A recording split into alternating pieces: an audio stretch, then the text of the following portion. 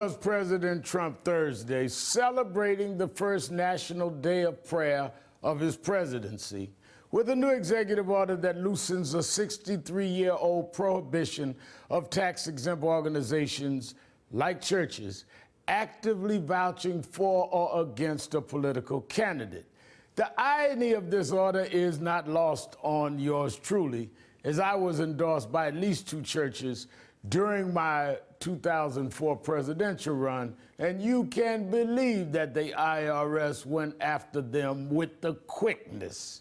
While President Trump got to look the part of defending religious, quote, freedom this week, this one could come back to bite him, because we've seen churches across the country defy this administration on everything from sanctuary for documented immigrants to the proposed travel ban on Muslim countries. Joining me now is Reverend Michael Walron Jr., Senior Pastor of First Corinthian Baptist Church in Harlem, and from Washington, D.C., Sarah Posner, writer for the Investigative Fund at the Nation Institute. Sarah, let me ask you first. This came out as a weaker proclamation than expected, so much so the ACLU said we're not even suing it. They thought it was going to be geared more toward the LGBTQ community in terms of what some of the religious institutions are raising against having access to them or fairness for them. Yes, it is a much more scaled back version of a leaked executive order draft that I reported on back in February. And despite the fact that a lot of people are saying it's a big nothing burger, or the ACLU has decided not to sue on it right now, I think it does raise cause for concern. Not only the provision that purports to repeal the Johnson Amendment, the part of the Internal Revenue Code that you were just discussing, while he can't do that by executive order because it's part of a statute, it does signal what he's going to tell his Internal Revenue Service to do or not do with regard to pastor endorsements or non-endorsements of candidates. All right, let me stop you right there, because Reverend Walron, early the morning of the signing, you called me. We are early morning risers, and we talked. And you raised that this could backfire on him. Let me show people what he said that brought me right back to Reverend Mike Walron. There is no greater example than the historic role of the African American church as the agent for social progress, spurring our nation to greater justice and equality. Over 60 years ago, the IRS went after one of the greatest leaders in history, Reverend Martin Luther King, Jr. It is a sobering reminder of the need for vigilance.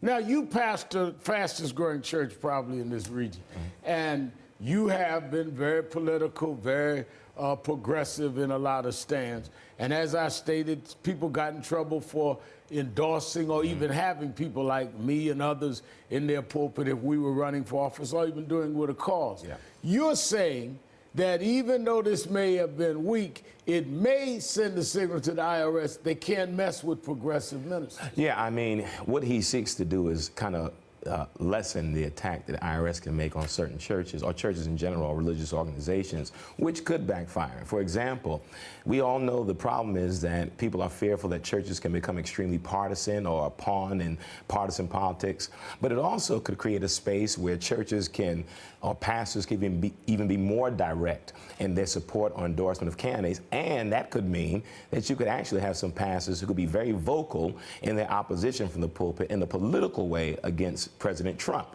Now, that could backfire. If we think about the role that the African-American church plays in African-American communities as the center socially, politically, spiritually, and people in some ways take their direction or directives from their spiritual leader, their pastors. If pastors can now speak freely or have the opportunity to speak freely without retribution, it could backfire on Trump in many ways. And if the signal is sent to the IRS that you can't mess with them, or if you do, that you're going against the president's executive order. This could have impact on a lot of the social movements that we see and that many of us involved in. And it could have impact on the midterm elections next year. Yeah, it could have an impact, but if you think about this part of it, Rev, in the 63 years since the Johnson Amendment, only one religious organization has lost their tax-exempt status, the Branch Ministry, I think, in 1992, prior to the election of Bill Clinton. And so it could, but the IRS doesn't go after religious organizations very vigorously, except for certain cases like when you ran for president. But I wonder why. but Beth, at the same time, that it may backfire, we still need your warning. We still need to be careful of the intent here and what the right wing is going to try to do, because I don't want to give people a rosy picture. There is some light in the clouds here, but there's still a lot of clouds. Well, certainly, I don't think President Trump was really thinking about, even though he referenced the role of African American churches in politics and social justice issues, he was primarily thinking about the white evangelical megachurch pastors who endorsed him with no consequence during his 2016 campaign. Endorsed him from their pulpits, Sarah. In some cases. From their pulpits in some cases. In some cases. And so this is really, he's really doing the bidding of the religious right, who has claimed with this red herring that their free speech and their freedom to religion rights are being infringed upon by the Johnson Amendment. The Johnson Amendment does no such thing. It merely says, if you want to maintain your tax-exempt status, you cannot use your tax-exempt dollars to endorse political candidates, or in the case of the 1992 case that the Reverend referred to, not endorse a candidate.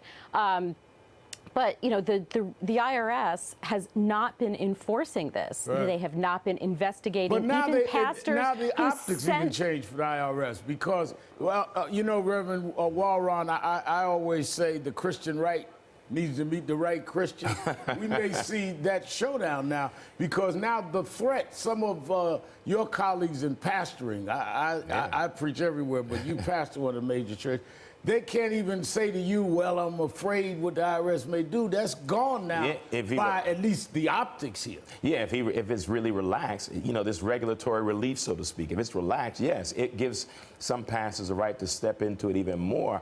I heard one person say that what the president did on Thursday was an elaborate photo op with no real policy outcome. In some ways, yes.